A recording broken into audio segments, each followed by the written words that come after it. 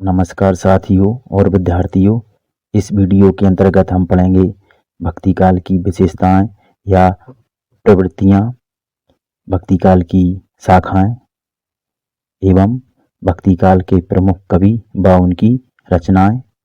तो आइए शुरू करते हैं। अगला काल है भक्ति काल। इस काल का नाम भक्ति काल भक्ति भावना की प्रधानता के कारण रखा गया है। अर्थात इस समय जो साहित्य लिखा गया उसमें अधिकांश साहित्य भक्ति के ऊपर ही लिखा गया है, इसलिए इस काल का नाम भक्ति काल रखा गया है। भक्ति काल को हिंदी साहित्य का स्वर्ण युग माना गया है। यह जो भक्ति काल है यह भावना का स्वर्ण काल कहलाता है।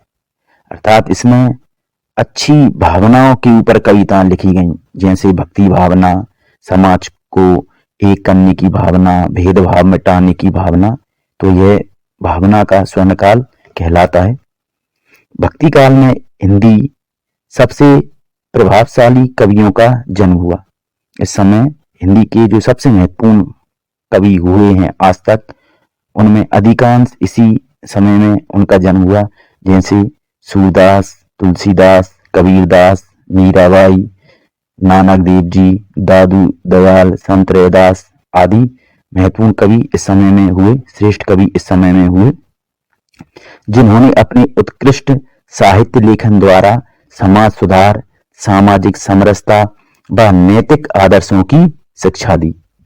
हिंदी साहित्य की जितनी समृद्धि इस काल में हुई वह अन्य किसी काल में नहीं हुई।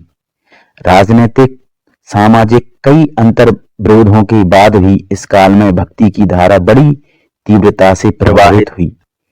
इस समय राजनीतिक उथल पुथल भी होती थी, राजनीतिक स्थिति भी भारतीयों के हिसाब से ठीक नहीं थी और समाज भी कई वर्गों में बटा हुआ था, छुआछूत थी, कई आडंबर चल रहे थे, धार्मिक स्थिति भी ठीक नहीं थी, वैष्णव शैव संप्रदाय में भी मतभेद होते रहते थे, तो सब तरफ अंतर विरोध थे।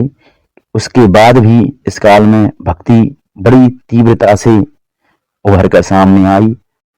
इस काल के कवि ज्यादातर भक्ति ही थे, वह भक्ति परक रचना ही लिखते थे जो आम लोगों तक पहुंचती थीं।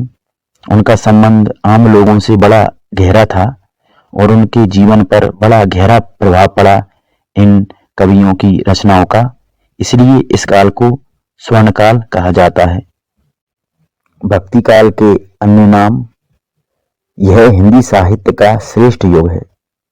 इसे भक्ति काल के अलावा पूर्व मध्यकाल, माध्यमिक काल, स्वर्ण युग एवं लोक जागरण के नाम से भी जाना जाता है। भक्ति काल की विशेषताएं या प्रमुख प्रवृत्तियां। पहली विशेषता, ईश्वर के साकार एवं निराकार दोनों रूपों की आराधना की गई। अर्थात कुछ कवि साकार ईश्वर को मानते थे तो कुछ कवि निराकार ईश्वर को मानते थे। दोनों रूपों को मानने वाले, दोनों रूपों की आराधना करने वाले कवि इस समय में मौजूद थे। दूसरी विशेषता, एकता के भाव को प्रमुख रूप से स्वीकार किया गया। अर्थात जाति और धर्म के आधार पर मनुष्य में जो भेद होते हैं वह भेदों को इस समय के कवियों ने नहीं माना। उन्होंने माना कि सभी मनुष्य एक हैं, उनमें किसी भी प्रकार का कोई अंतर नहीं है जाति और धर्म के आधार पर। अगली विशेषता, रहस्यवादी कविता का प्रारंभ। निराकार ईश्वर की उपासना करने वाले जो कवि हैं उनकी रचनाओं में रहस्यवाद साफ साफ देखने को मिलता है। जैसे वो कहते हैं कि हमारे अंदर जीवात्मा है और वह जीवात्मा उस परमात्मा से मिलना चाहती है। जब वह परमात्मा से मिल जाएगी तो वह जीवात्मा परमात्मा में विलीन हो जाएगी, वह स्वयं ही परमात्मा हो जाएगी। तो यह सब बातें रहस्य से भरी हुई हैं। तो इस तरह की रहस्यवादी कविता का प्रारंभ हुआ। अगली विशेषता, आडंबरों का विरोध एवं आध्यात्मिकता व सदाचार की प्रेरणा।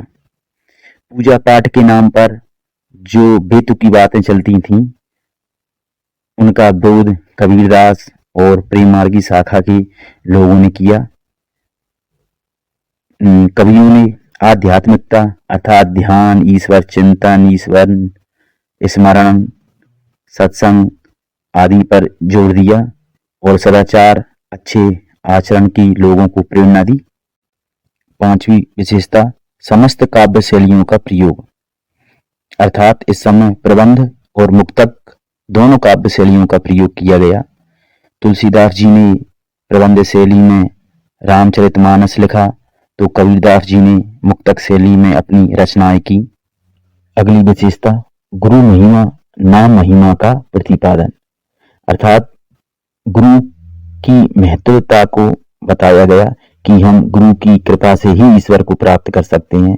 नाम महिमा अर्थात ईश्वर के नाम का सुमिरन करना, नाम का जाप करना, उसका भी महत्व बताया गया। अगली विशेषता, समन्वय लोक कल्याण के पथ पर काव्य का चरमोत्कर्ष। इस समय का जो काव्य था वह लोक कल्याण की भावना से लिखा गया था, समन्वय की भावना से लिखा गया था। तो काव्य का चरमोत्कर्ष था यह कि वह आम जन के लिए लिखा गया था। अगली विशेषता, प्रकृति सापेक्ष वर्णन, प्रसंग के अनुसार प्रकृति का वर्णन भी इस समय की रचनाओं में देखा जा सकता है। अगली विशेषता, राज्याश्रय से दूर, इस समय के जो कवि थे वह दरबारी कवि नहीं थे, वह राजा से वेतन नहीं लेते थे, वह स्वतंत्र रूप से अपनी रचनाएं करते थे, राजा से उसके आश्रय से वह दूर रहते थे। अगली विशेषता है भाषा की अनेक रूपता, जैसे तुलसीदास जी अवधी भाषा में रचनाएं करते थे, उन्होंने ब्रज भाषा में भी रचनाएं की हैं। सूरदास जी ने ब्रज भाषा में रचनाएं की हैं। मीराबाई ने राजस्थानी मिश्रित ब्रज भाषा में रचनाएं की हैं। कबीरदास जी ने पंचमेल खिचड़ी या साधुकड़ी भाषा में रचनाएं की हैं, अर्थात सभी भाषाओं के मिले जुले रूप में उन्होंने रचनाएं की हैं। तो कहने का मतलब है कि इस समय की रचनाओं में इस काल में भिन्न भिन्न भाषाओं के रूप देखे जा सकते हैं। भक्ति काल का काल विभाजन, भक्ति काल प्रायः दो शाखाओं में बटा हुआ है, सगुण भक्ति धारा और निर्गुण भक्ति धारा। सगुण भक्ति धारा के अंतर्गत ऐसे कवि आते हैं या ऐसे संत आते हैं जो ईश्वर के साकार रूप की उपासना करते हैं, वह ईश्वर को अवतार लेने वाला मानते हैं। जबकि निर्गुण भक्ति धारा के अंतर्गत ऐसे संत आते हैं जो ईश्वर के निराकार रूप की उपासना करते हैं, वह ईश्वर को अवतार लेने वाला नहीं मानते। सगुण भक्ति धारा पुनः दो उपशाखाओं में बटी हुई है, राम भक्ति शाखा और कृष्ण भक्ति शाखा। राम भक्ति शाखा को राम काव्य भी बोलते हैं और कृष्ण भक्ति शाखा को कृष्ण काव्य भी बोलते हैं। राम भक्ति शाखा के अंतर्गत राम को ईश्वर का अवतार माना गया है और राम के लोक रक्षक रूप की उपासना कवियों ने की है, संतों ने की है। कृष्ण भक्ति शाखा के अंतर्गत कृष्ण को ईश्वर का अवतार माना गया है और कृष्ण के लोक रंजक रूप की उपासना भक्तों ने या संतों ने की है। निर्गुण भक्ति धारा भी दो उप शाखाओं में बटी हुई है, ज्ञान मार्गी भक्ति शाखा और प्रेम मार्गी भक्ति शाखा। ज्ञान मार्गी भक्ति शाखा को संत काव्य या संत काव्य परंपरा भी बोलते हैं और प्रेम मार्गी भक्ति शाखा को सूफी काव्य या सूफी काव्य परंपरा या सूफी संत परंपरा भी बोलते हैं।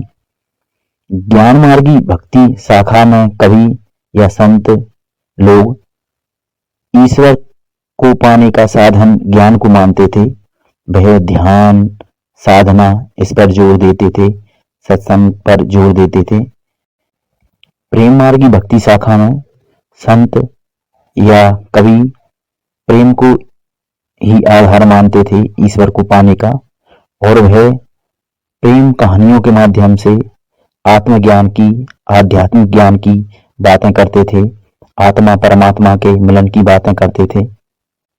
आइए अब हम भक्ति काल की शाखाओं के संबंध में कुछ अन्य महत्वपूर्ण जानकारियां प्राप्त कर लेते हैं। भक्ति काल को दो शाखाओं में बांटा गया है, सगुण भक्ति धारा और निर्गुण भक्ति धारा। सगुण भक्ति धारा या सगुण काव्य धारा की विशेषताएं निम्नलिखित हैं। पहली, ईश्वर के साकार रूप की उपासना की जाती थी, अर्थात वह ईश्वर जिसका रूप होता है, आकार होता है, जो अवतार लेता है, जो लीलाएं करता है, ऐसे साकार रूप की उपासना करते थे। दूसरी विशेषता, राम और कृष्ण के अवतारी रूप की उपासना की जाती थी। सगुण भक्ति धारा में राम और कृष्ण की ही उपासना की जाती थी, उनको ही ईश्वर का अवतार माना गया था और कवि या संत उनकी आराधना करते थे। तीसरी विशेषता, इष्ट देव का गुणगान व लीला वर्णन प्रमुख प्रवृत्ति रही। इस सगुण भक्ति धारा के अंतर्गत जो कवि या संत आते हैं वह अपने अपने इष्ट का गुणगान करते थे, उनकी लीलाओं का वर्णन करते थे। सगुण भक्ति या सगुण भक्ति धारा की दो शाखाएं हैं, पहली राम भक्ति शाखा, दूसरी कृष्ण भक्ति शाखा। पहली राम भक्ति शाखा। राम भक्ति शाखा के मूल प्रवर्तक रामानुजाचार्य माने गए हैं, अर्थात जो राम भक्ति आंदोलन है उसकी शुरुआत रामानुजाचार्य ने ही की है। इस शाखा के प्रतिनिधि या प्रमुख कवि तुलसीदास जी हैं। हिंदी साहित्य का सर्वाधिक लोकप्रिय महाकाव्य रामचरितमानस है, इसके रचयिता तुलसीदास जी हैं। रामचरितमानस विश्व के महान काव्यों में से एक है और भारत के घर घर में इस रामचरितमानस की पहुंच है। सगुण भक्ति शाखा की दूसरी उपशाखा है कृष्ण भक्ति शाखा। श्री वल्लभाचार्य जी सन 1479 से 1531 तक भक्तिकालीन सगुण धारा की कृष्ण भक्ति शाखा के आधार स्तंभ एवं पुष्टि मार्ग के प्रणेता थे। जिस प्रकार राम भक्ति शाखा के प्रवर्तक रामानुजाचार्य हैं, उसी प्रकार कृष्ण भक्ति शाखा के प्रवर्तक वल्लभाचार्य जी हैं। यह पुष्टि मार्ग के प्रणेता भी हैं। पुष्टि मार्ग की स्थापना इन्होंने की।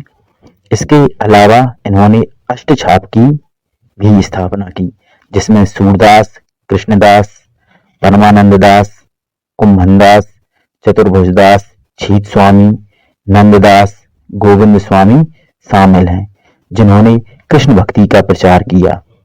यह अष्टछाप के कवि कृष्ण के पद गाते थे, उनकी भक्ति का प्रचार करते थे। कृष्ण भक्ति शाखा के प्रतिनिधि या प्रमुख कवि सूरदास हैं। सूरसागर इनका प्रतिनिधि ग्रंथ है। इनको वात्सल रस का सम्राट भी कहा जाता है। इन्होंने वात्सल रस का कोना कोना झांका है। इन अष्टछाप के 8 कवियों के अलावा, जिनमें सूरदास प्रमुख हैं, उसके बाद अन्य महत्वपूर्ण कवि हैं मीराबाई, रसखान, नरोत्तम दास। भक्ति काल की दूसरी मुख्य धारा है निर्गुण भक्ति धारा। निर्गुण काव्य धारा या निर्गुण भक्ति धारा की विशेषताएं निम्नलिखित हैं। पहली, ईश्वर के निराकार रूप की उपासना की गई। इस काल के कवि या संत ऐसे ईश्वर की या ऐसे ब्रह्म की आराधना करते थे जिसका ना कोई रूप होता, ना रंग होता, ना आकार होता और ना ही वह अवतार लेता। दूसरी विशेषता, अवतारवाद में नहीं मानते थे, व मूर्ति पूजा, रोजा नमाज आदि भी नहीं मानते थे। इस धारा के कवि जैसे कबीरदास, वह ईश्वर के अवतार को नहीं मानते थे, वह मूर्ति पूजा और रोजा नमाज, व्रत उपवास इनको भी नहीं मानते थे। तीसरी विशेषता, आत्मा परमात्मा के विरह मिलन को लेकर सुंदर रहस्यवादी रचनाएं हुई। इस धारा के जो कवि थे उनकी रचनाओं का मुख्य विषय आत्मा और परमात्मा के विरह और मिलन की स्थितियां ही थीं। निर्गुण भक्ति धारा की 2 उपशाखाएं हैं, ज्ञान मार्गी शाखा और प्रेम मार्गी शाखा। पहली ज्ञान मार्गी। इसे संत काव्य धारा के नाम से भी जाना जाता है, क्योंकि इसके जो कवि थे वह संत थे, इसलिए इसे संत काव्य धारा के नाम से जाना जाता है। ज्ञान मार्गी भक्ति धारा के प्रतिनिधि या प्रमुख कवि कबीरदास जी हैं। उनका प्रतिनिधि ग्रंथ बीजक है। बीजक के 3 भाग हैं, साखी, सबद और रमैनी। दूसरी उपशाखा है प्रेम मार्गी शाखा। इसे सूफी काव्य धारा के नाम से भी जाना जाता है, क्योंकि इसके जो कवि थे वह मुस्लिम सूफी फकीर थे। मलिक मोहम्मद जायसी प्रेम मार्गी काव्य धारा के प्रमुख या प्रतिनिधि कवि हैं। इनका प्रतिनिधि ग्रंथ पद्मावत है। भक्ति काल के प्रमुख कवि एवं उनके द्वारा रचित प्रमुख ग्रंथ इस प्रकार हैं। ज्ञान मार्गी शाखा या संत काव्य परंपरा के कवि हैं कबीरदास जी। इनकी रचना बीजक है, जो कि साखी, सबद और रमैनी 3 भागों में विभक्त है। अगले कवि हैं रैदास। इनकी रचनाएं श्री गुरु ग्रंथ साहिब में संकलित हैं। अगले कवि हैं गुरु नानक देव। इनकी रचनाएं भी श्री गुरु ग्रंथ साहिब में संकलित हैं। अगले कवि मलुकदास। इनकी रचनाएं हैं ज्ञानबोध, रत्न खान। अगले कवि हैं दादू दयाल। इनकी रचनाएं हैं अंगबधु, कायावेली, साखी। अगले कवि हैं सुंदरदास। इनकी रचना है सुंदर विलास। अगले कवि हैं धर्मदास। इनकी रचना है सुख विधान। प्रेम मार्गी या सूफी काव्य परंपरा के सूफी फकीर हैं जायसी। इनकी रचना है पद्मावत। कुतुबन। इनकी रचना है मृगावती। मंझन। इनकी रचना है मधुमालती। उस्मान। इनकी रचना है चित्रावली। नूर मोहम्मद। इनकी रचना है इंद्रावती। यह सभी सूफी फकीर हैं जिनकी प्रेम पर आधारित रचनाएं हैं। राम भक्ति शाखा या राम काव्य के प्रमुख कवि हैं तुलसीदास जी। इनकी रचना रामचरितमानस। अगले कवि नाभादास। इनकी रचना है भक्तमाल। अगले कवि अग्रदास। इनकी रचना है ध्यान मंजरी, राम ध्यान मंजरी। अगले कवि प्राणचंद चौहान। इनकी रचना है रामायण महानाटक। अगले कवि हृदयराम। इनकी रचना है हनुमान नाटक। कृष्ण भक्ति शाखा या कृष्ण काव्य के कवि हैं सूरदास जी। इनकी रचना है सूरसागर, सूरसारावली। अगली कवित्री हैं मीराबाई। इनकी रचना है नरसिंह जी का मायरा, गीत गोविंद की टीका, राग गोविंद। अगले कवि हैं रस खान। इनकी रचना है सुजान रस खान, प्रेम वाटिका। अगले कवि हैं नरोत्तम दास। इनकी रचना है सुदामा चरित। अगले कवि हैं हित हरिवंश। इनकी रचना है स्फुट पदावली और हित 84। अगले वीडियो के अंतर्गत हम रीतिकाल के संबंध में पढ़ेंगे। अब तक वीडियो में बने रहने के लिए आप सभी का धन्यवाद। जय हिंद।